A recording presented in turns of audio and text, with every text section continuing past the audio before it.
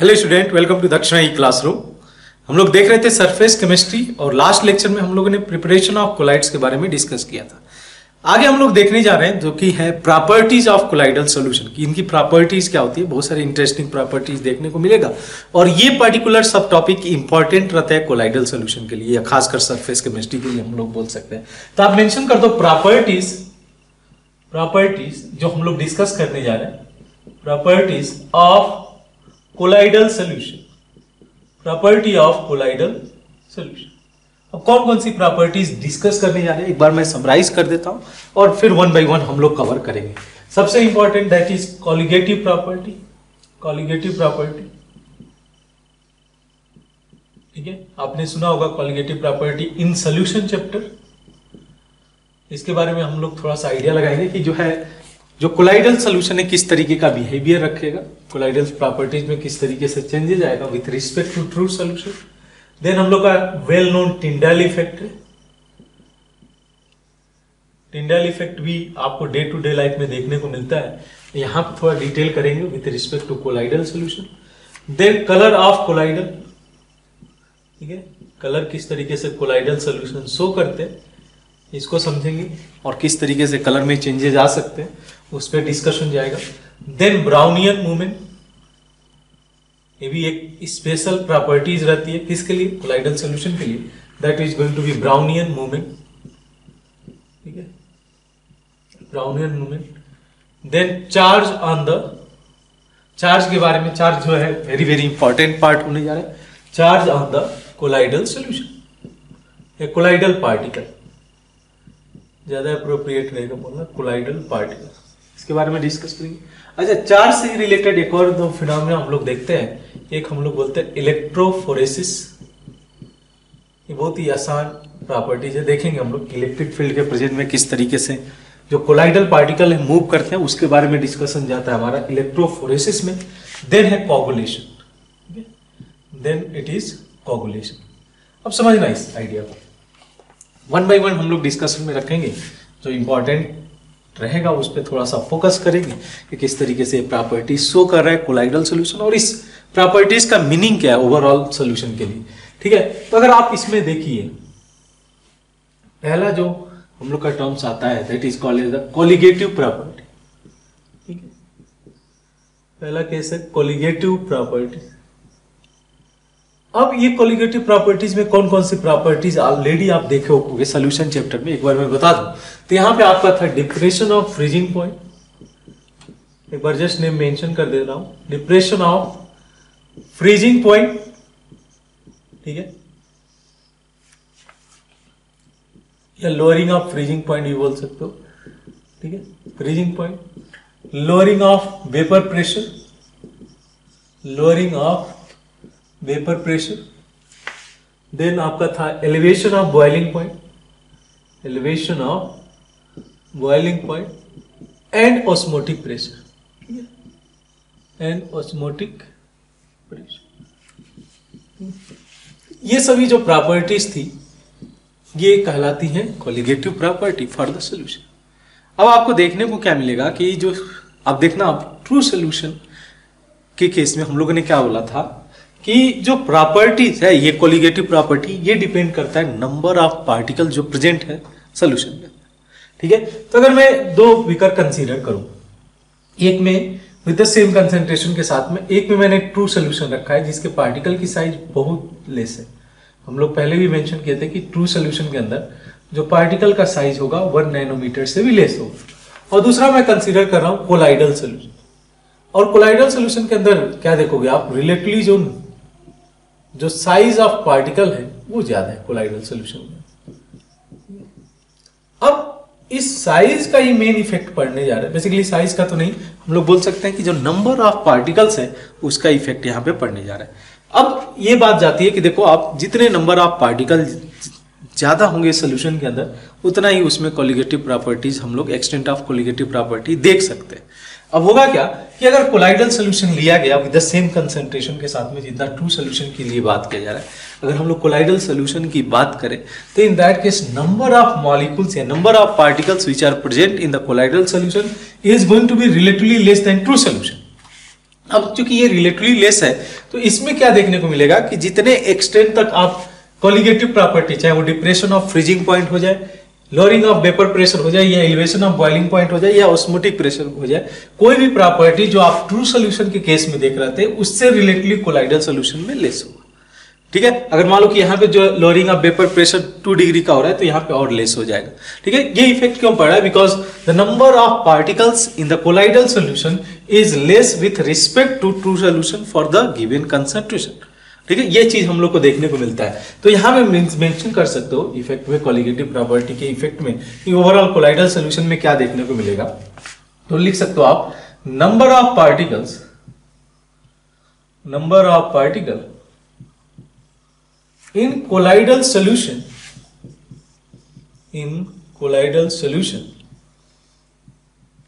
is relatively low with respect to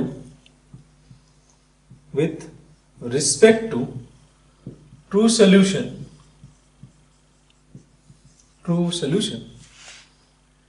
ठीक है, with respect to true solution for given concentration.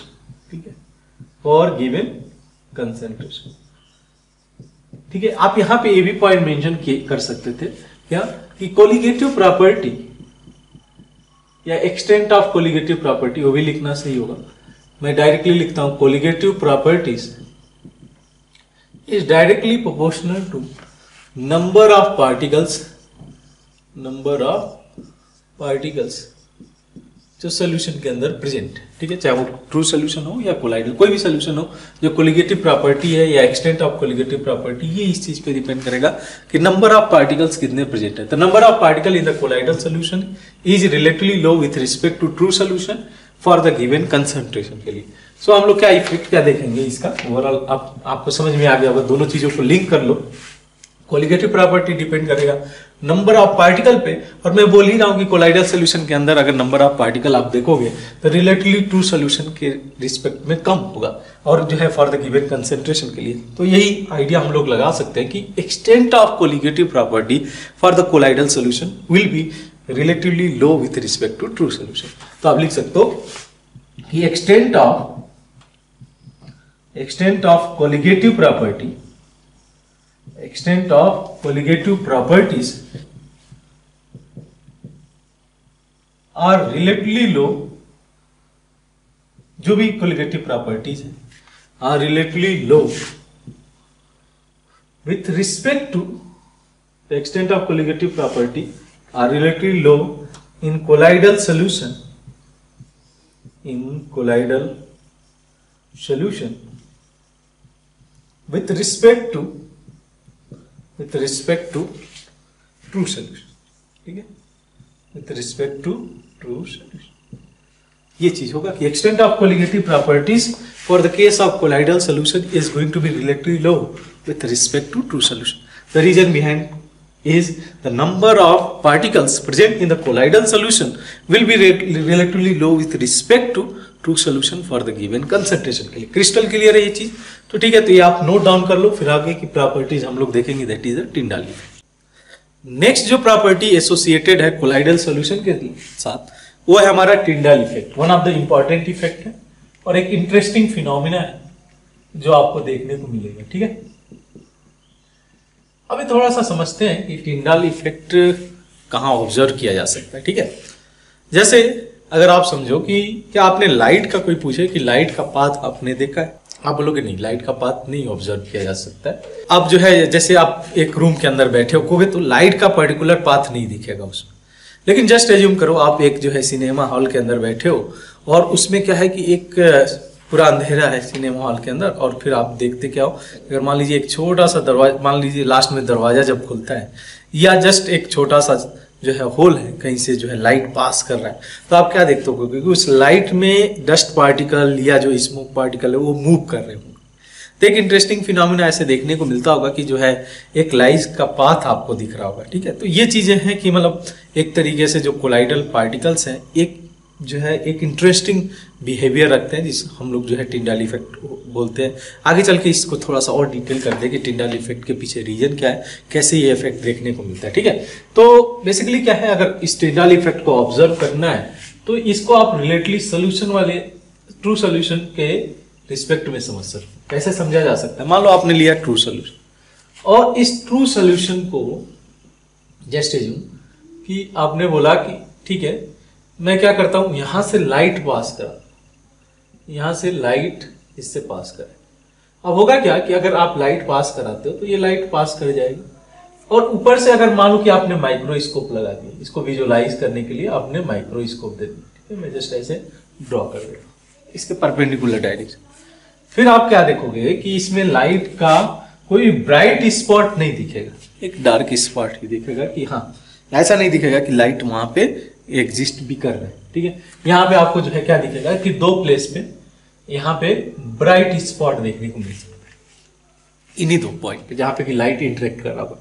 लेकिन in between solution के जब ये लाइट जो रे है अगर सोल्यूशन से पास हो रही है तो कोई भी इफेक्ट आपको वैसा देखने को नहीं मिलेगा कि वहां पे ब्राइट स्पॉट बना हो, वहां पे भी आपको डार्क चीजें ही दिखेगी अगर इन सभी एक्सपेरिमेंट को आप डार्क रूम में कर रहे हो। ठीक है, अच्छा ये तो रही ट्रू सोल्यूशन की कहानी।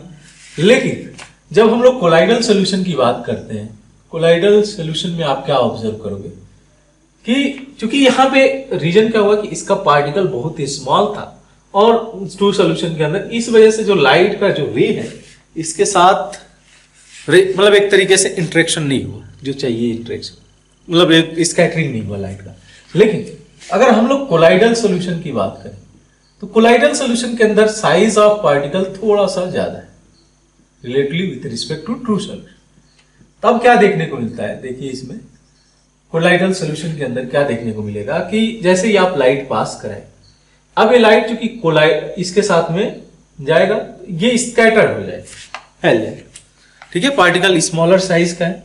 अब इस पे चूंकि यहां पे relatively size with respect to true solution the size of particle is larger, ये जो रे है जाकर इसके साथ कोलाइड होगा और कोलाइड होने के बाद स्कैटर्ड हो जाएगा। अब इसका इफेक्ट क्या देखने को मिलेगा, अगर आप जो है माइक्रोस्कोप के थ्रू यहां से इसको विजुअलाइज करते हो तो इस केस में आप देखोगे कि यहाँ पे एक ब्राइट स्पॉट बन रहा है, एक लाइन इस तरीके से आपको देखने को मिलेगा। ठीक है, आप क्लियरली विजुअलाइज कर सकते हो, ये आपके सामने ही है कि किस तरीके से जो है लाइट एक ब्राइट स्पॉट बन रहा है जब हम लोग कोलाइडल सोल्यूशन ले रहे हैं। वही हम लोग क्या देख पा रहे हैं, इन दोनों पे ब्राइट स्पॉट तो बन रहा है बट सोल्यूशन के अंदर कोई ऐसा ब्राइट स्पॉट देखने को नहीं मिला। यानी क्या हो रहा है इसमें, एक्चुअल फिनोमिना क्या हो रहा है, ये समझा जा सकता है कि जब लाइट हम लोग पास करा रहे हैं तो ट्रू सोल्यूशन के पार्टिकल इतने स्मॉलर हैं कि वो लाइट को स्कैटर नहीं कर रहे हैं, जैसे लाइट जा रहा है उसको पास कर देगा। लेकिन चूंकि कोलाइडल सोल्यूशन के पार्टिकल जो है लार्जर साइज में with respect to true solution, उसके साथ पार्टिकल लाइट गया और कोलाइड गया और स्कैटर्ड हो, जो लाइट है वो स्कैटर्ड हो गया। और जब स्कैटर्ड होगा तो ऑब्वियस सा केस है कि वहां पे आपको ब्राइट स्पॉट देखने को मिलेगा जहां पे स्कैटरिंग अकर हो रहा है। तो यहाँ पे फाइनली क्या देखने को मिलता है, आप देखोगे कि इस तरीका का एक जो है फाइनली यहाँ पे कोन शेप बन जाएगा। ठीक है, जिसको हम लोग नेम देते हैं टिंडाल कोन। इस तरीके से एक कोनिकल बन जाएगा because of the result of scattering of light by the colloidal particle. तो यहाँ पे अब हम लोग एक पार्टिकुलर डिफिनीशन में पहुंच सकते हैं। बेसिकली है क्या टिंडाल इफेक्ट, विजुअलाइज कर सकते हैं हम लोग, विजुअलाइज कर सकते हैं, जो है डायग्राम के थ्रू देख सकते हैं कि किस तरीके से जो है टिंडाल इफेक्ट जो है ऑब्जर्व किया जा सकता है।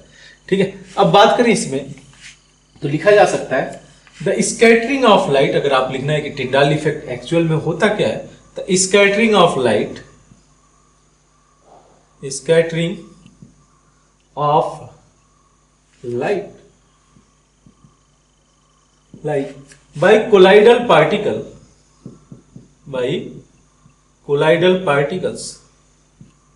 जो colloidal particle है वो लाइट को स्कैटर कर देंगे, is called as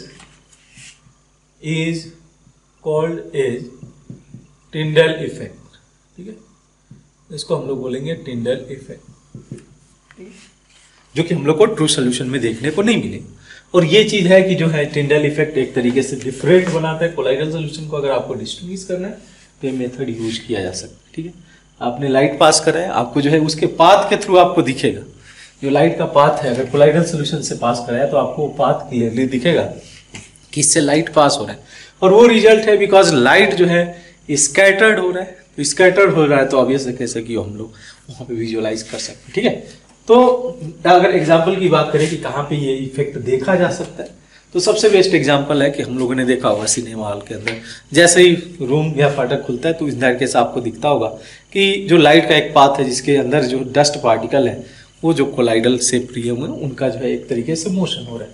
ये तो इफेक्ट लिख सकते हो, दिस इफेक्ट ऑब्जर्व। एक एग्जाम्पल ले लेते हैं, एनसीईआरटी का एग्जाम्पल है, और भी उसके अलावा कई सारे एग्जाम्पल आपको देखने को मिलेंगे। This effect observe during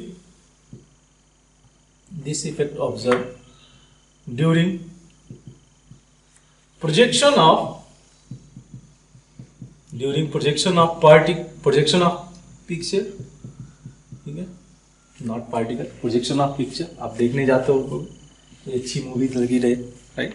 corona time में तो नहीं मिलेगा, लेकिन अभी कुछ वेट करना पड़ेगा। तो अगर आप सिनेमा हॉल में जाना चाह रहे हो तो जो है projection of picture in cinema hall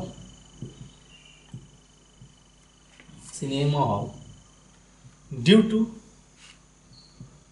scattering of light. वहां पे देखते हो कि जो लाइट पास हो रही है, लाइट स्कैटर, डस्ट पार्टिकल रहेंगे।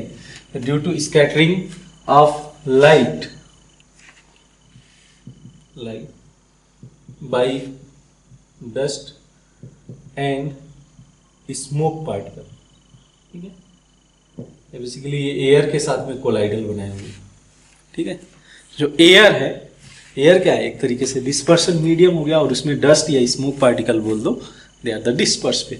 अब एक तरीके से भी कोलाइडल सोल्यूशन ही है, कोलाइडल ही है।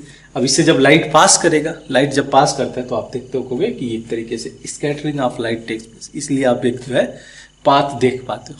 क्लियर सी बात है ये। अच्छा, फिर आपके दिमाग में आएगा कि ये रिक्वायर्ड कंडीशन क्या होना चाहिए टिंडाल इफेक्ट को दिखाने के लिए, ठीक है। बहुत सारी चीजें बताने के लिए बताया जा सकता है टिंडाल इफेक्ट के लिए। आप खुद इंटरनेट पे सर्च कर सकते हो कि रिजल्ट ऑफ टिंडाल इफेक्ट, और वहां से तो आपको और ज्यादा जो है आइडिया मिल जाएगा। लेकिन ये एक जो है ब्यूटीफुल एग्जांपल है जो हम लोग विजुअलाइज कर सकते हैं। एटलीस्ट नेक्स्ट टाइम अगर सिनेमा हॉल में गए तो आप जो है इस चीज को विजुअलाइज करना कि टिंडाल इफेक्ट वहां पे ऑब्जर्व किया जा सकता है या नहीं किया जा सकता है, ठीक है। तो एक सिंपल सा एग्जाम्पल, ब्यूटीफुल एग्जाम्पल आप जो है आपके सामने है। नेक्स्ट वही है कि हम कंडीशन को चेक करना चाह रहे हैं, कंडीशन क्या रिक्वायर्ड होगा टिंडाल इफेक्ट को शो करने के लिए। तो आप लिख सकते हो condition required, conditions required for Tyndall effect. क्या क्या कंडीशन रिक्वायर्ड होगा, ध्यान रहे कि ये हम लोग जो है कोलाइडल सॉल्यूशन के साथ देख रहे हैं। तो बेसिकली अगर हम लोग को टिंडाल इफेक्ट देखना है तो लाइट का स्कैटरिंग मस्ट है। लाइट स्कैटर नहीं होगा तो हम लोग टिंडाल इफेक्ट नहीं देख पाएंगे। और चूंकि जो स्कैटरिंग ऑफ लाइट ये डिपेंड कर रहा है कि जो पार्टिकल प्रेजेंट है, कोलाइडल पार्टिकल प्रेजेंट है, उनका साइज क्या है। अगर साइज स्मॉलर हो गया तो फिर इन दैट केस लाइट तो पास कर जाएगा ना, without scattering, without disturbing the particle, simply अपने पाथ को फॉलो कर जाएगा। अगर स्मॉलर पार्टिकल हुआ तो यहाँ पे वही चीज बोला जाता है कि कंडीशन जो पहला रिक्वायर्ड कंडीशन है इस केस के लिए कि डायमीटर ऑफ डिस्पर्स फेज, याद है ना किसको हम लोग बोलते हैं डिस्पर्स फेज, हम लोग बोलते हैं डायमीटर ऑफ जो कोलाइडल पार्टिकल प्रेजेंट है dispersion medium, the diameter of disperse phase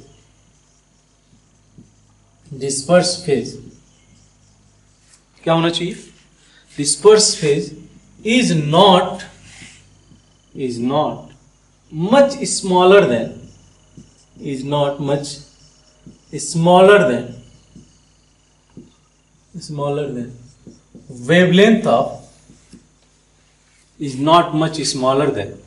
wavelength of light। जो वेवलेंथ ऑफ लाइट यूज किया जा रहा है इसमें, यहाँ पे जो लाइट यूज किया जा रहा है, अगर हम लोग को टिंडाल इफेक्ट देखना होगा तो ये कंडीशन रिक्वायर्ड होगा कि जो डिस्पर्स फेज के पार्टिकल मतलब कोलाइडल पार्टिकल है उनका साइज इतना स्मॉलर ना हो कि सच दैट कि जाकर कोलाइड ही ना हो। लाइट कोलाइड होगा तब तो स्कैटरिंग होगी, अगर स्कैटरिंग ही नहीं होगी तो इन दैट केस तो हम लोग जो है इस टिंडाल इफेक्ट को देख ही नहीं सकते। तो क्या कंडीशन रिक्वायर्ड होगा कि diameter of disperse phase is not much smaller than the wavelength of light. और जो हम लोग क्या देखते हैं, हम लोग कोलाइडल साइज देखते हैं 1 से लेकर 1000 नैनोमीटर के बीच, यही रीजन होता है कि हम लोग जो है जो कोलाइडल सोल्यूशन है उसका आप कलर देख पाओगे, ब्यूटीफुल कलर देख पाओगे, क्योंकि ये जो रेंज है वो विजुअल रेंज में। अभी कलर की भी बात करेंगे, नेक्स्ट जो हम लोग का टिंडल इफेक्ट के बाद जो इफेक्ट हम लोग देखेंगे, प्रॉपर्टी देखेंगे, वो कलर के बारे में बात करेंगे। तो जो साइज होना चाहिए लाइट का, जो वेवलेंथ है उस इस रेंज में, मतलब अगर बोला जाए कि जो डायमीटर है डिस्पर्स फेज का वो इस रेंज में होना चाहिए, मतलब लाइट के वेवलेंथ के से बहुत ज़्यादा स्मॉलर नहीं होना चाहिए। जैसे आपने 600 नैनोमीटर का एक वेवलेंथ यूज किया तो जस्ट एज्यूम कि 500 नैनोमीटर तक आ जाए, या उससे बहुत ज़्यादा स्मॉलर हो गया तो फिर इन दैट केस तो फिर ट्रू सोल्यूशन की जैसे ही बिहेवियर होगा, यहाँ पे आपको टिंडल इफेक्ट देखने को नहीं मिलेगा। तो ये मैक इंश्योर कि the size of the diameter of disperse phase is not much smaller than the wavelength of light, इसको इंश्योर करना पड़ेगा, तभी आप टिंडल इफेक्ट देख सकते हो। द सेकेंड नेसेसरी कंडीशन जो हम लोग बोलते हैं कि जो रिफ्रैक्टिव इंडिसेस है किसके बीच में, डिस्पर्स फेज और डिस्पर्सन मीडियम में, वो ग्रेटली डिफर करे, ग्रेटली डिफर करना चाहिए। ग्रेटली डिफर करेगा तभी आप जो है ग्रेटर इफेक्ट तक आप जो है उसमें देख सकते हो। जो हम लोग रिफ्रैक्टिव इंडेक्स पे वेस्ट पे बोलते हैं, डेविएशन ज़्यादा होगा, ठीक है, तभी हम लोग जो है इसके इफेक्ट को, क्योंकि हम लोग को क्या चाहिए, अगर कोलाइडल पार्टिकल गया इसके साथ कोलाइड हुआ तो जो डिस्पर्सन मीडियम से पास करेगा, डिस्पर्सन मीडियम इसको थोड़ा सा मूव कराएगा। तो अगर मान लो इनके जो डिफरेंस है, जो रिफ्रैक्टिव इंडिसेस है उनके में डिफरेंस ज़्यादा होगा तो आपको ये इफेक्ट ज़्यादा से इफेक्टली देखने को मिलेगा। मतलब ये लिख सकते हो आप, द रिफ्रैक्टिव इंडेक्स या refractive indices, refractive indices of dispersed phase and dispersion medium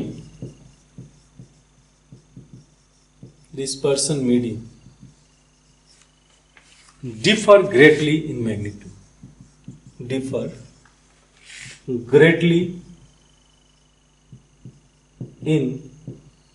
magnitude,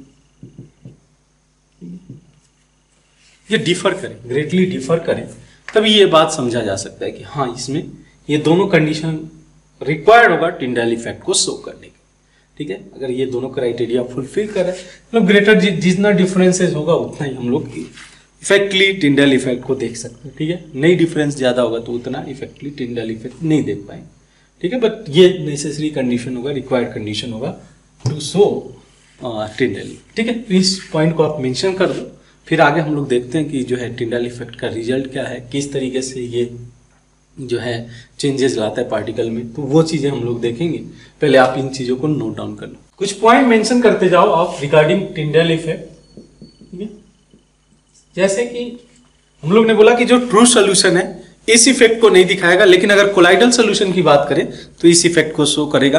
तो यहाँ पे क्या हो सकता है कि अगर हम लोग को क्लासिफाई करना है कि कौन सा ट्रू सोल्यूशन है या कौन सा जो है कोलाइडल सोल्यूशन है, we can use this method, ठीक है। तो आप पॉइंट्स को लिख सकते हो, this method, this effect can be use to distinguish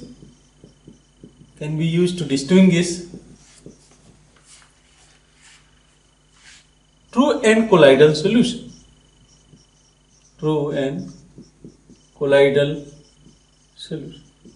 इसको डिस्टिंग्विश करने के लिए हम लोग यूज कर सकते हैं दिस इफेक्ट। अच्छा, साथ में ये बोलते हैं कि इस अगर हम लोग को सोल्यूशन को स्टडी करना होगा, कि कोलाइडल इफेक्ट को स्टडी करना होगा, तो इसके लिए हम लोग जो है एक डिवाइस यूज करते हैं जिसको बोला जाता है अल्ट्रा माइक्रोस्कोप। हो सकता है आपसे पूछ दे कि which device is use to study the जो है टिंडल इफेक्ट, तो वहां पे आपको जो है याद रखना चाहिए कि ultra microscope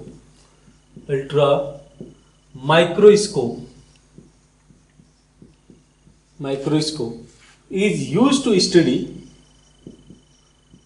to study Tyndall effect, ठीक है। टिंडल इफेक्ट को स्टडी करने के लिए ये हम लोग अल्ट्रा माइक्रोस्कोप का यूज करते हैं, ठीक है। अब देखिए यहाँ पे एक और खास बात है, जब हम लोग बात कर रहे हैं कि यहाँ पे कोलाइडल सोल्यूशन के साथ लाइट जा रहा है, ठीक है, तो लाइट जैसे ही पास किया, ये जो पार्टिकल है, ठीक है, ये पार्टिकल लाइट को स्कैटर कर दे रहा है डिफरेंट डायरेक्शन, ठीक है।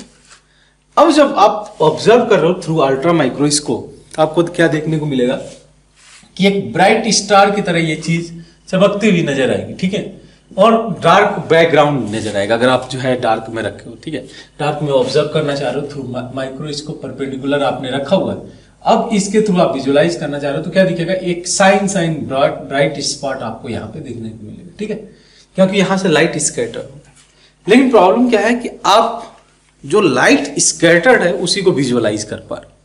तो एक्चुअली अल्ट्रा माइक्रोस्कोप से हम लोग ये तो पता कर सकते हैं कि टिंडाल इफेक्ट अकर हो रहा है, बट ये आइडिया लगाना बहुत मुश्किल है कि पार्टिकल का की साइज क्या है, किस शेप में है, कौन सा साइज है, ये आपको जो है थोड़ा सा डिफिकल्ट होगा। तो ये पॉइंट आप मेंशन कर सकते हो कि अल्ट्रा माइक्रोस्कोप डिवाइस तो यूज किया जा सकता है ये पता करने के लिए। यहां पे हम लोग इफेक्ट देख रहे हैं, ultra microscope does not render, ठीक है, does not render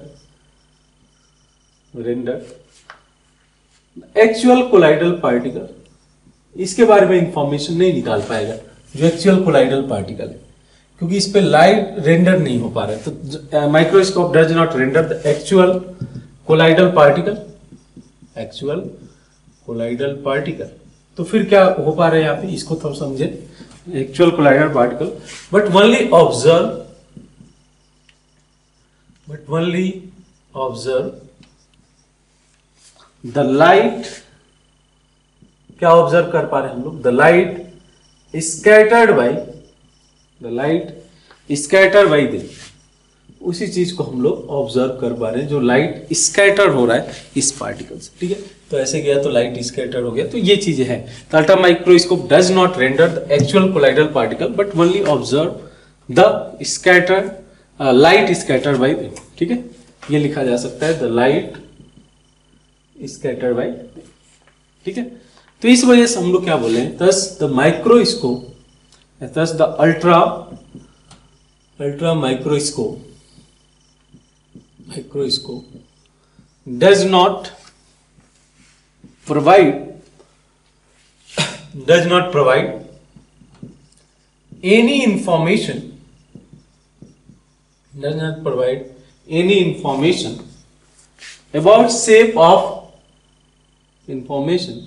about shape of colloidal particle, ठीक है। आप इसके बारे में आइडिया नहीं लगा सकते हो कि कोलाइडल पार्टिकल का शेप क्या है थ्रू द अल्ट्रा माइक्रोस्कोप, क्योंकि आप क्या विजुअलाइज करो, आप विजुअलाइज करो जो लाइट स्कैटर्ड हुआ है, न कि जो लाइट रिफ्लेक्ट होकर गया है या जो भी है।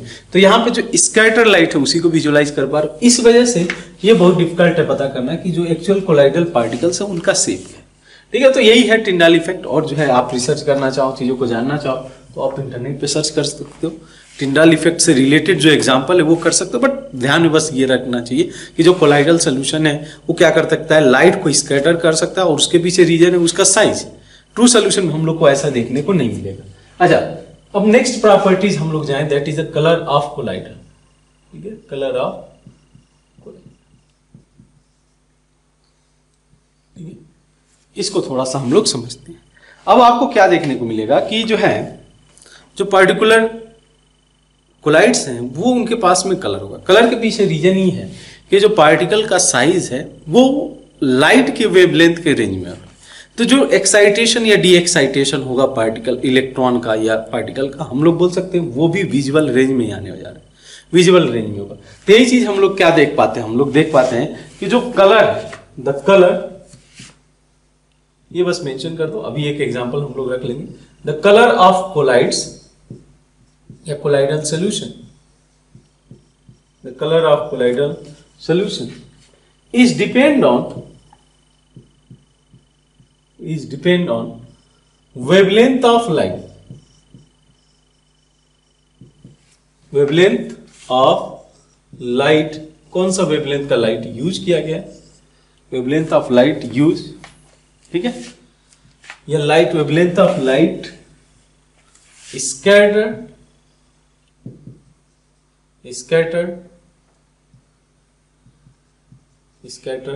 by colloidal particle, ठीक है। तो जो कलर है, कलर ऑफ कोलाइडल सॉल्यूशन, ये इस चीज पे डिपेंड करेगा कि वेवलेंथ ऑफ लाइट जो स्कैटर्ड किया गया है पार्टिकल कोलाइडल पार्टिकल के थ्रू। लेकिन क्वेश्चन वही रेज होता है कि जो वेवलेंथ है वो बेसिकली किस पे डिपेंड करेगा? ये डिपेंड करेगा कि जो साइज है पार्टिकल का वो कैसा है, ठीक है, इसी चीज पे डिपेंड करेगा और नेचर ऑफ पार्टिकल पे विच जो है विच डिपेंड ऑन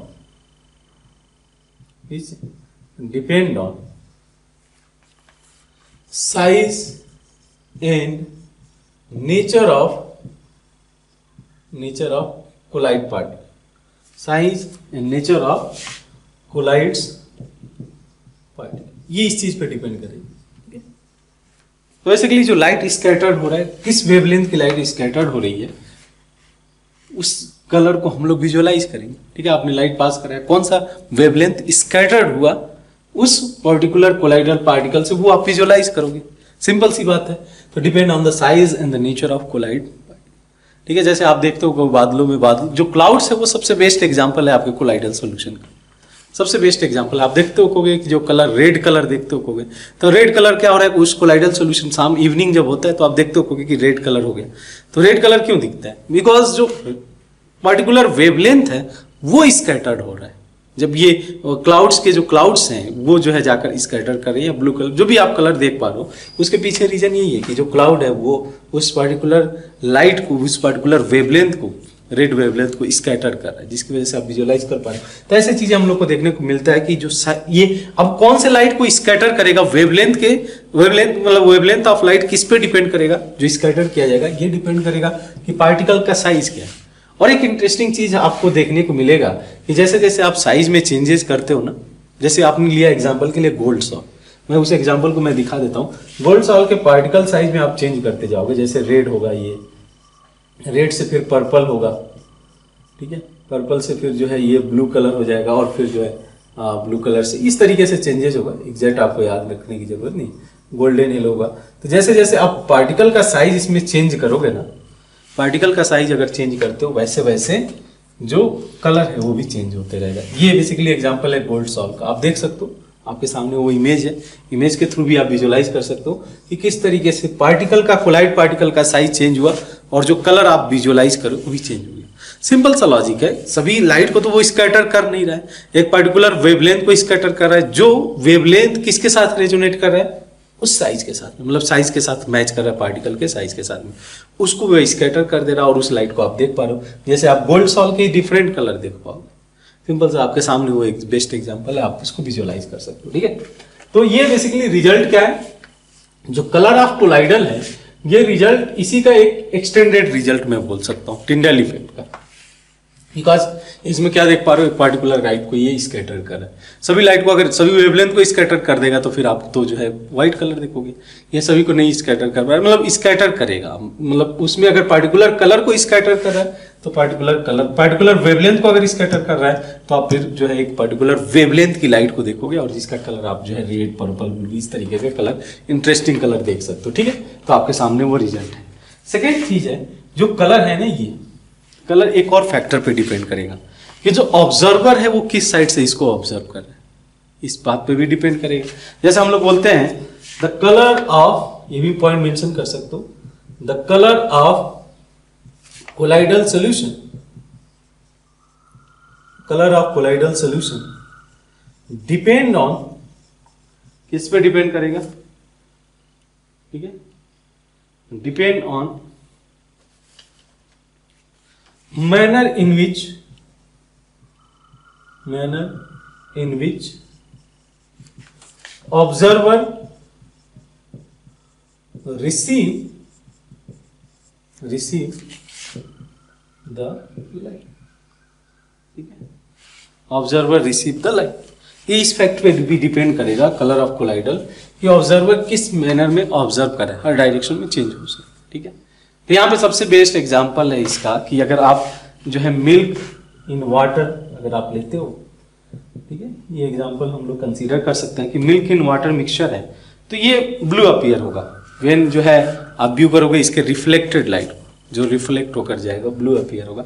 वहीं अगर ट्रांसमिटेड लाइट को विजुअलाइज करो तो इन दैट केस वो रेड होगा। तो यहाँ पे इस केस में आप क्या देखते हो कि जो रिफ्लेक्टेड लाइट है, रिफ्लेक्टेड लाइट, इसको अगर आप विजुअलाइज करते हो तो ब्लू दिखेगा, लेकिन वही अगर ट्रांसमिटेड लाइट की बात करें, ट्रांसमिटेड लाइट, तो उसको हम लोग जो है रेड कलर में ऑब्जर्व करते हैं। ठीक है, ये चीज है हमारे सामने। ठीक है, the colour of colloidal solution depend on manner in which observer receive the light. ठीक है, क्लियर सी बात है, ये हमारे सामने है। तो कलर के बारे में और कुछ नहीं ज़्यादा इन्फॉर्मेशन चाहिए, बट हाँ ये आइडिया लग सकता है कि हाँ क्यों पार्टिकुलर कलर हम लोग देख पाते हैं डिफरेंट सॉल्ट के लिए। जैसे बेस्ट एग्जांपल हमारे सामने है गोल्ड सॉल्ट। ठीक है, तो ये आप चीज़ों को नोट डाउन कर लो, फिर और भी प्रॉपर्टी देखेंगे और एक इंटरेस्टिंग प्रॉपर्टी देखने जा रहे हैं, that is charge on the colloid. ठीक है, तो इन चीज़ों को नोट डाउन कर लो, फिर आगे हम लोग बढ़ते हैं। नेक्स्ट जो प्रॉपर्टीज है वो है ब्राउनियन मोशन। ठीक है, जिसको डिस्कवर किया था रॉबर्ट ब्राउन ने, इसलिए इसका नाम पड़ गया ब्राउनियन मूवमेंट। अच्छा है क्या ये? एक सिंपल सा इसमें हम लोग बोलते हैं कि जो जिगजैग मोशन है कोलाइडल पार्टिकल का, zigzag motion of colloidal particle. ठीक है, कोलाइडल पार्टिकल। ठीक है, तो क्या देखने को मिलता है कि जो कोलाइडल पार्टिकल है वो ब्राउनियन मोशन करते हैं, यानी कि जिगजैग मैनर में इस तरीके से मोशन करेंगे। अगर मैं एक पार्टिकल को विजुअलाइज करूं किसके थ्रू अल्ट्रा माइक्रोस्कोप के, तो उस फील्ड में आप देखोगे कि एक रैंडम मूवमेंट हो रहा है जो है डिफरेंट डायरेक्शन। ठीक है, जिगजैग मैनर में इसका मोशन हो रहा है, मूवमेंट हो रहा है। ठीक है, तो इसी को हम लोग बोलते हैं ब्राउनियन मोशन। अब इसका रीजन क्या है, ऐसा क्यों होता है, इस चीज को थोड़ा सा समझाया जाए कि इसके पीछे रीजन क्या है, इस ब्राउनियन मोशन होने के पीछे एक्चुअल रीजन क्या है। तो इसको क्या बोला जा सकता है, बेसिकली ये होता है कि दिस इज ड्यू टू, इसको आप ऐसे समझ सकते हो कि जो पार्टिकल है डिस्पर्सन मीडियम के, सोल्यूशन के मीडियम के, इसको सोल्यूशन में चूंकि प्रेजेंट है तो कंप्लीटली उसके साथ कोलाइड्स होते रहेंगे। ठीक है, अब कोलाइड्स हो गए, बम्बार्डेंट होता रहेगा, तो इसकी वजह से इसका मूवमेंट जो है डिफरेंट मैनर में होगा, मींस जिगजैग फैशन में होगा, ये चीज है। तो दिस इज ड्यू टू, आप लिख सकते हो this is due to unbalance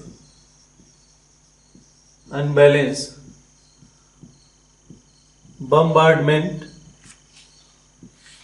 ठीक है, of particles, unbalance bombardment of particle by the molecules of dispersion medium। जो डिस्पर्सन मीडियम यानी कि मान सकते हो जो सॉल्वेंट है, जो सॉल्वेंट के मॉलिक्यूल्स हैं वो इसके साथ इंटरेक्ट करते रहेंगे एट एवरी मूवमेंट। और इसका रिजल्ट क्या देखने को मिलेगा, इसका रिजल्ट देखने को मिलेगा कि जो कोलाइडल पार्टिकल ये जिगजैग मैनर में मूव कर रहे हैं। ठीक है, अब इसमें थोड़ा सा जो है पॉइंट आप लिख सकते हो नोट्स में, क्या है कि ये नेचर ऑफ कोलाइड पे नहीं डिपेंड करेगा, जो पर्टिकुलर मोशन है, मूवमेंट है कि किस तरीके से मूवमेंट हो रहा है या कितना फास्ट मूवमेंट हो रहा है, ये इस चीज पे नहीं डिपेंड करेगा। तो यहां पे पहला पॉइंट आप यही लिख सकते हो, first one, this motion is independent of nature of collides,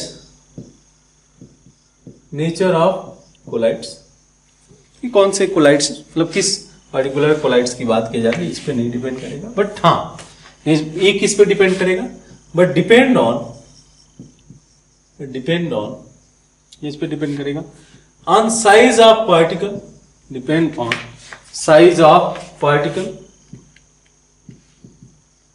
and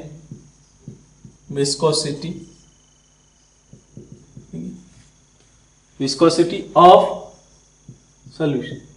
इस पे भी तो डिपेंड करेगा कि जो डिस्पर्सन मीडियम है उसकी विस्कोसिटी कितनी, विस्कोसिटी अगर ज्यादा होगा तो इसका मूवमेंट स्लो हो जाएगा, या पार्टिकल का साइज जितना स्मॉलर होगा उतना ही इजीली मूव कर सकता है। हम लोग लिख सकते हैं कि जो है इन दोनों फैक्टर पे डिपेंड करेगा। हो सकता है आपसे पूछ दे कि जो है जो Brownian movement of colloidal particle है कौन कौन से फैक्टर पे डिपेंड करेगा, size of the colloidal particle and the viscosity of the solution. ठीक है, अब यहाँ पे क्या देखने को मिलता है कि smaller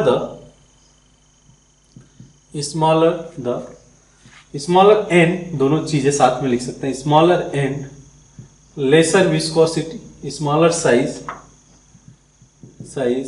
and lesser viscosity faster is the movement. Faster is the movement, ये चीज है। स्मॉलर अगर साइज है, लेसर विस्कोसिटी है, उतना ही फास्टर उसका मूवमेंट देखने को मिलेगा। क्लियर है बात? और एक पॉइंट आप लिख सकते हो, देखो चूंकि ये ब्राउनियन मूवमेंट हो रहा है तो इसमें बहुत रेयर चांस है कि जो पार्टिकल है आपस में जाकर इंटरेक्ट करेंगे। अदरवाइज इंटरेक्शन से क्या प्रॉब्लम क्या आएगा कि जब ये पार्टिकल आपस में इंटरेक्ट करेंगे तो कोगुलेट होना शुरू करेंगे, जो आगे हम लोग डिस्कशन में रखेंगे नेक्स्ट लेक्चर में। तो इसका कोगुलेशन स्टॉप करना जरूरी। तो ये क्या होगा कि जब ये जिगजैग मैनर में मूव कर रहा है तो इनके बीच का जो इंटरेक्शन है वो नहीं होगा। अब जब इंटरेक्शन नहीं हुआ तो ऑब्वियस सा केस है कि ये सेटल नहीं होंगे, और सेटल नहीं होंगे तो सोल्यूशन के अंदर प्रेजेंट होंगे, और वो कोलाइडल के लिए रिक्वायर्ड कंडीशन है। अगर कोलाइडल फॉर्म में उसको रहना है तो जिग जो है इन दैट केस उसको सेटल नहीं होना है। अगर सेटल डाउन हो गया, सोल्यूशन प्रेसिपिटेट बना लिया, सस्पेंशन फॉर्म कर लिया, तो इन दैट सिनारियो उसमें हम लोग जो है कोलाइडल प्रॉपर्टी नहीं देखेंगे। तो जो है यहाँ पे आप लिख सकते हो कि द ब्राउनियन मोशन जो है सॉल्यूट पार्टिकल का, the Brownian motion does not permit किसको नहीं परमिट करता है? Permit particles to settle down, ठीक है, does not permit the particle to settle down and so it is responsible for stability of soil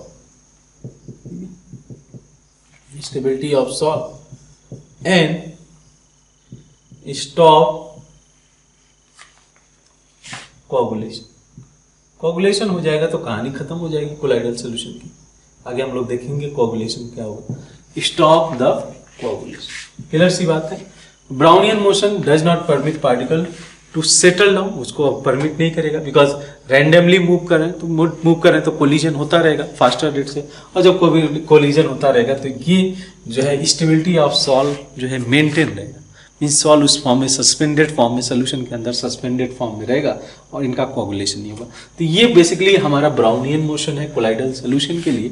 इसको आप note down कर लो। फिर हम लोग जो है इंपॉर्टेंट पार्ट जो कि हम लोग मेंशन कर रहे हैं that is the charge on the colloidal, उसको हम लोग जो है डिस्कशन में रखेंगे।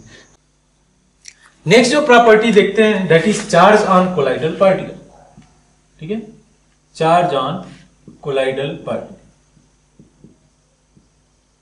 ये one of the important very very important part है।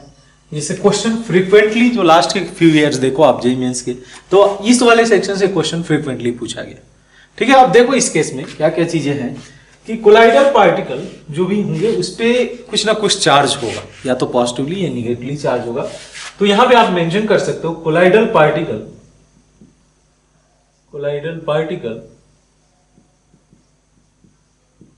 Always carry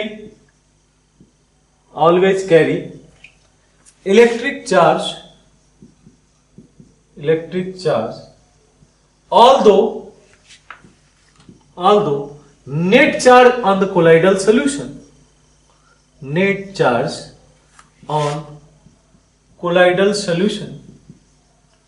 is 0। ठीक है, जो नेट चार्ज होगा वो 0 होगा। कैसे? तो यहां पे इसको ऐसे समझा जा सकता है कि जो कोलाइडल पार्टिकल है उनके ऊपर चार्ज रहेगा। अब किस तरीके से रह सकता है, जैसे आप इस तरीके से एक कोलाइडल पार्टिकल एज्यूम किए तो हो सकता है इससे पॉजिटिव इस तरीके से चार्ज। ठीक है, या ये भी पॉसिबिलिटीज है कि कोलाइडल पार्टिकल पे ही निगेटिव इस तरीके से चार्ज। ठीक है, तो ये दो वे हो सकते हैं, या तो पॉजिटिवली चार्ज हो सकते हैं सॉल्व या निगेटिवली चार्ज। जो कोलाइडल सरफेस पे चार्ज होता है वही कहलाता है। मान लो कि अगर पॉजिटिवली चार्ज है सॉल्व पे, पूरा पॉजिटिव चार्ज जो पार्टिकल है उस पे पॉजिटिव चार्ज है तो उसको बोला जाएगा पॉजिटिवली चार्ज सॉल्व, और जो अगर निगेटिव चार्ज है तो निगेटिव। हम लोगों ने क्लासिफिकेशन किया था इस बेसिस पे। अब देखो मैंने क्यों बोला कि ऑल दो net charge on the colloidal is 0, तो किसी भी कोलाइडल सोल्यूशन के अंदर दो पार्ट हम लोगों ने मेंशन किया। एक तो बोला कि जो है डिस्पर्स फेज हो सकता है या डिस्पर्सन मीडियम हो सकता है। ठीक है, तो यहाँ केस क्या हो सकता है, या तो ये पॉजिटिवली चार्ज होगा तो ये जो डिस्पर्सन मीडियम होगा ये निगेटिव होगा। लेकिन बेसिकली कोलाइडल को जाना जाता है पॉजिटिवली चार्ज और negatively charge based on the charge of the disperse phase. अगर ये निगेटिवली चार्ज होगा तो ये पॉजिटिवली चार्ज होगा। ये हम लोग को देखने को मिलेगा। अगर डिस्पर्स फेज पॉजिटिव चार्ज है तो डिस्पर्शन मीडियम निगेटिवली चार्ज होगा, अगर डिस्पर्स फेज निगेटिवली चार्ज है तो डिस्पर्शन मीडियम पॉजिटिवली चार्ज होगा, अपोजिट चार्जेस रहेगा। नेट जो न्यूट्रलिटी है सोल्यूशन का वो मेंटेन रखेगा। ठीक है, तो ये एवरी कोलाइडल सोल्यूशन के केस में होगा कि कोलाइडल पार्टिकल हैव सम या तो पॉजिटिव चार्ज और negative charge and the complementary charge will be there on the dispersion medium. ठीक है, तो यहाँ पे आपके सामने कुछ एग्जांपल रखे हैं हम लोगों ने कि पॉजिटिवली चार्ज सॉल्ट कौन से हैं, निगेटिवली चार्ज सॉल्ट, यहाँ से आपको क्वेश्चन पूछे जा सकते हैं। ठीक है, जैसे हेमोग्लोबिन के क्वेश्चंस पूछे गए हैं लास्ट ईयर में, तो एक बार आप इस चीज को देखते चलो कि कौन कौन से पॉजिटिवली चार्ज है, कौन कौन से निगेटिवली चार्ज सॉल्ट है, जिससे आपको एटलीस्ट आइडिया हो कि जो है किस तरीके से जो है चार्ज है। वो क्वेश्चन डायरेक्ट आपसे पूछा जा सकता है जेईई मेंस में। ठीक है, हम लोग एक्सपेक्ट कर सकते हैं इस सेक्शन से पर्टिकुलर क्वेश्चन आपको पूछे जा सकते हैं कि कौन सा सॉल्व निगेटिवली है, कौन सा सॉल्व पॉजिटिवली है। ध्यान है कि ये चार्ज डिसाइड किया जा रहा है based on the charge on the disperse phase. ठीक है, तो पहला पॉइंट ये हो गया। अच्छा, नेक्स्ट पॉइंट आप लिखोगे, यहाँ पे लिखिए, जो नेचर ऑफ चार्ज होगा ना सेम होगा ऑल पार्टिकल पे। ऐसा नहीं होगा कि एक पार्टिकल पॉजिटिवली चार्ज है तो एक पार्टिकल निगेटिवली चार्ज है, नो, सब पे अगर पॉजिटिवली चार्ज है तो सब पे सब पॉजिटिवली चार्ज ही होंगे कोलाइडल। तो यहां पे लिख सकते हो कि the nature of charge is same on nature of charge is same on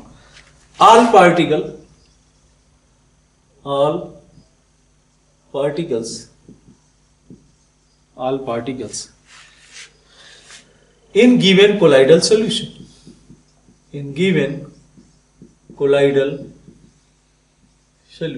ठीक है, given colloidal solution, it may be positive or negative, depend करेगा। जैसे यहां पे हम लोगों ने क्लासिफाई कर दिया, इट मे बी पॉजिटिव और निगेटिव। ठीक है, ये चीज है, क्लियर बात। ये पॉजिटिव हो सकता है या निगेटिव हो सकता है, अलग अलग केसेस में अलग अलग चार्ज आपको देखने को मिल सकता है। अच्छा, यहां भी क्या मेंशन करते हैं, next point, presence of equal and similar charge on each colloidal particle,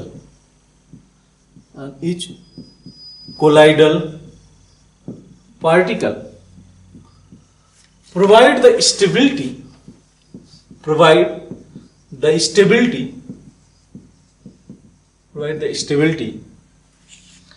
to colloids। ठीक है, ये स्टेबिलिटी प्रोवाइड करेगा किसको, कोलाइड्स को।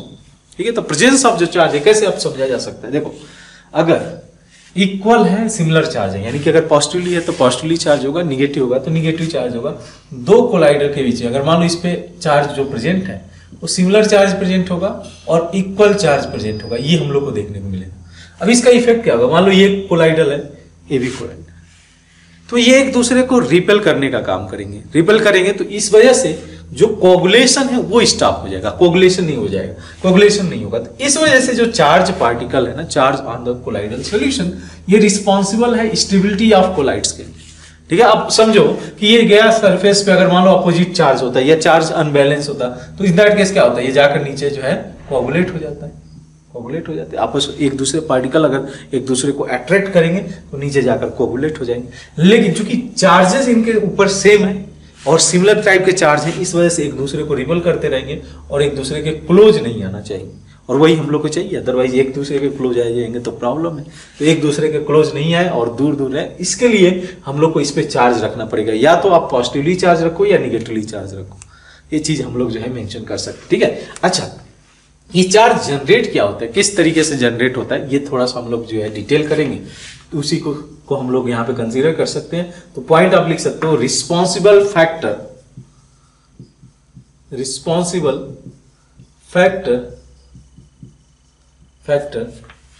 For charge on the collides.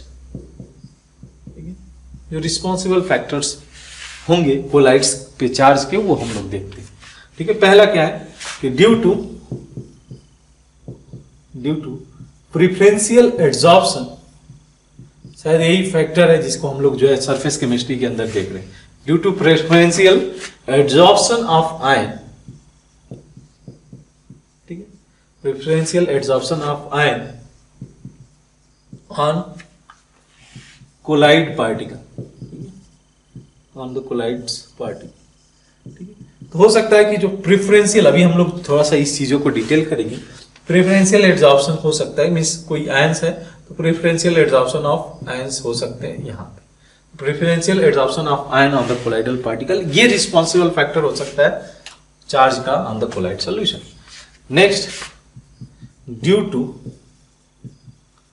To formulation of, ये भी हो सकता है due to formulation of electrical double charge, double layer, electrical double layer, ठीक है। एक ये भी पॉसिबिलिटीज है, इसके थ्रू भी हम लोग क्या देख सकते हैं, हो सकता है कि इस पे चार्ज जनरेट हो। तो ये दो फैक्टर रिस्पॉन्सिबल हो सकते हैं, एक तो हम लोग प्रेफरेंशियल एड्सॉर्प्शन ऑफ आयन बोलते हैं और दूसरा formulation of electrical double layer.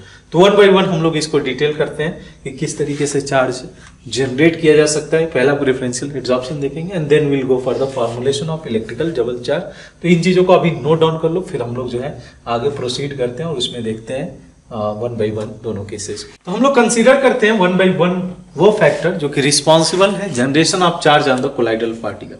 इसमें पहला है प्रेफरेंशियल एड्सॉर्प्शन ऑफ आयन, ठीक है, preferential adsorption of ion, adsorption of ions on the surface, preferential adsorption of ions, बस ये लिखा जा सकता है। तो इस केस में सिंपली नेम सजेस्ट कर रहा है, आयंस एड्सॉर्ब होगा बट प्रेफरेंशियली एक आयंस एड्सॉर्ब होगा अगर सोल्यूशन के अंदर इलेक्ट्रोलाइट प्रेजेंट है। हम लोग पहले भी बोले थे कि इलेक्ट्रोलाइट ऐड किया जाता है कोलाइडल सोल्यूशन के अंदर टू स्टेबलाइज द कोलाइड, ठीक है, स्टेबलाइज करने के लिए हम लोग इलेक्ट्रोलाइट का यूज करते हैं। तो उसमें से एक इलेक्ट्रोलाइट अगर मतलब सोल्यूशन के अंदर इलेक्ट्रोलाइट के आयंस प्रेजेंट है तो एक आयंस एड्सॉर्ब होता है प्रेफरेंशियली, उसी को बोलते हैं। तो यहाँ पे क्या देखने को मिलता है, इसको बोलते हैं the ability of colloidal, the ability of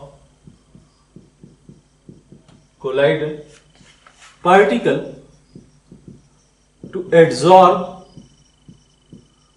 ions of electrolyte on surface, ठीक है। The ability of colloidal particle to adsorb ion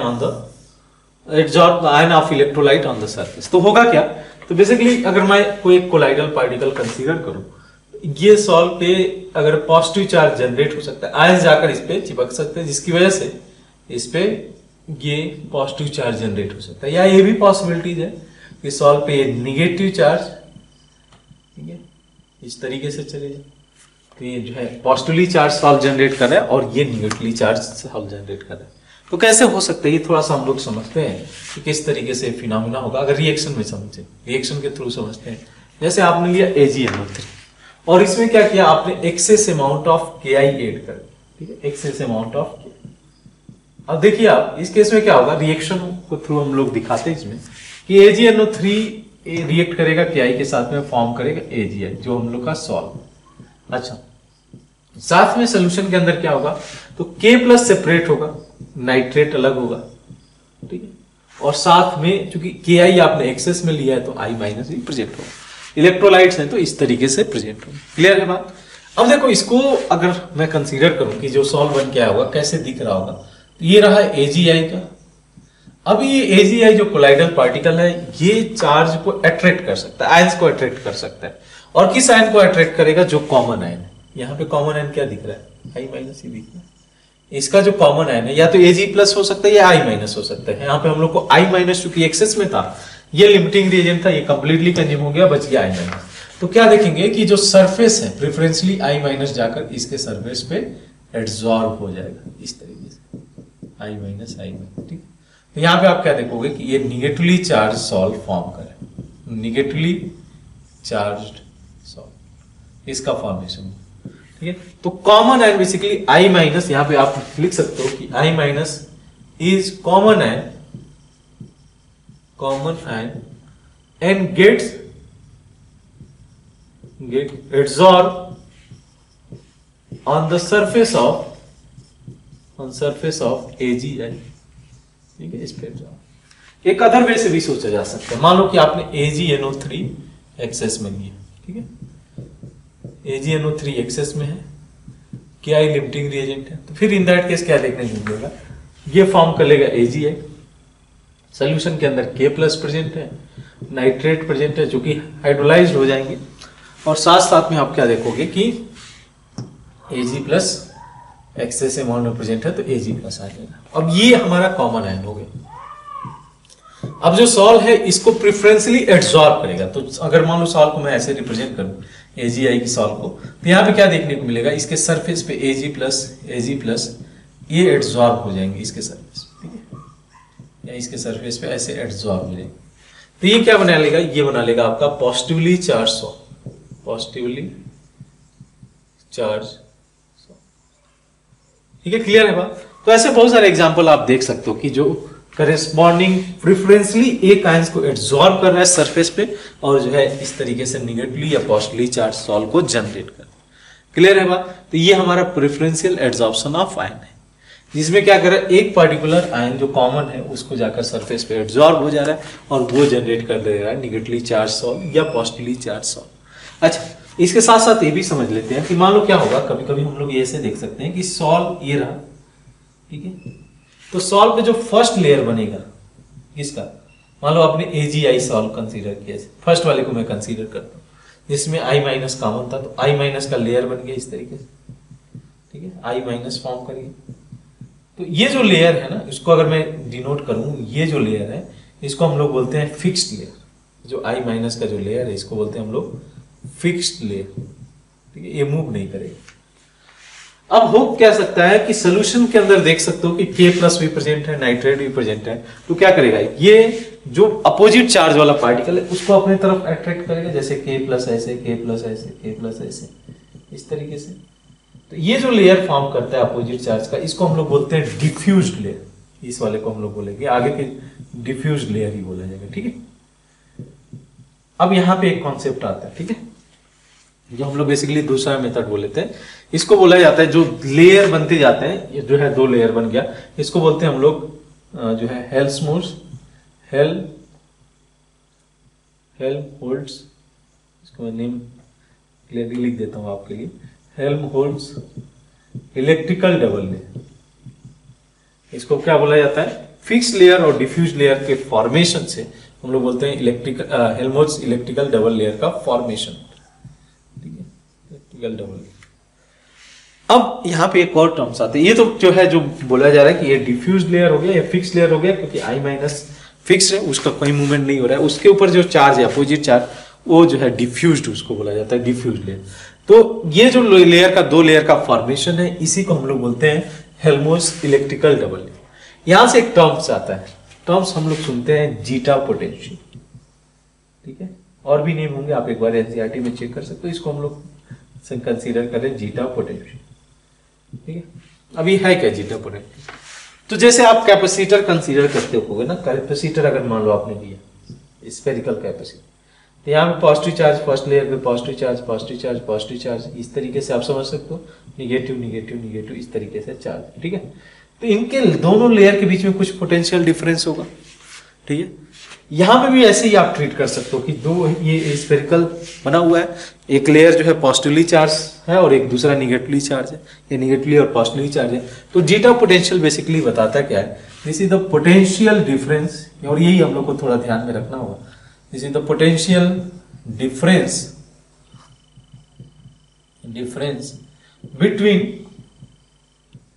between fixed layer of ions and diffuse layer,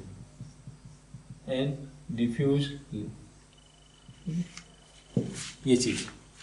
तो इसके बीच का जो पोटेंशियल डिफरेंस है, इसी को हम लोग जो है जीटा पोटेंशियल बोलते हैं, इसको बोला जाता है Helmholtz electrical double layer. Clear है बात। फिक्स लेयर और जो है डिफ्यूज लेयर के बीच में, डिफ्यूज लेयर ऑफ आयंस के बीच का जो पोटेंशियल डिफरेंस आएगा, ये चीज है कि ये कहलाता है जीटा पोटेंशियल। ये डिपेंड करता है कि इलेक्ट्रोलाइट का कंसंट्रेशन क्या है। अगर इलेक्ट्रोलाइट आप इंक्रीज करोगे, इलेक्ट्रोलाइट अगर आप इंक्रीज करते हो तो जो जीटा पोटेंशियल है इज गोइंग टू डिक्रीज, ठीक है, जीटा पोटेंशियल विल डिक्रीज। तो ध्यान है कि ये बस जीटा पोटेंशियल को लेके ये कॉन्सेप्ट आपको पता हो कि बेसिकली है क्या है जीटा पोटेंशियल और साथ साथ में किस फैक्टर पे डिपेंड करेगा। तो चार्ज का रहना कोलाइडल सॉल्यूशन पे इंपॉर्टेंट है, अदरवाइज क्या होगे, ये आपस में एक दूसरे को अट्रैक्ट करना शुरू कर देंगे। अब जब अट्रैक्ट करेंगे तो कोगुलेशन होना शुरू हो जाएगा। तो हम लोग चाह रहे हैं कि कोगुलेट ना हो, कोलाइडल फॉर्म में ही रहे, और उसके लिए जरूरी है कि जो कोलाइडल पार्ट है उस पर चार्ज हो, या तो पॉजिटिवली चार्ज हो या निगेटिवली चार्ज हो। और ध्यान है कि जो चार्ज होगा वो यूनिफॉर्म होगा, यानी कि हर कोलाइडल पे सिमिलर तरीके का चार्ज आपको देखने को मिलेगा। ठीक है, तो इसमें इतना ही है। आप चाहो तो एक बार एनसीईआरटी रीड कर सकते हो, बेसिकली वहां से बहुत ज्यादा डेविएट करने की जरूरत नहीं। जो एनसीईआरटी में चीजें दी हुई है उसी पे फोकस करके हम लोग जो है कॉन्सेप्ट को बिल्डअप कर रहे हैं। ठीक है, तो आगे हम लोग जो है नेक्स्ट एक और लेक्चर रखेंगे जिसमें हम लोग कोगुलेशन के बारे में डिस्कस करेंगे, जो कोगुलेशन प्रॉपर्टीज होती है, और इलेक्ट्रोफोरेसिस, ये 2 प्रॉपर्टी रह गई है जिसको हम लोग नेक्स्ट क्लास में डिस्कशन में रखेंगे। तो मिलते हैं फिर नेक्स्ट लेक्चर में, तब तक के लिए थैंक यू।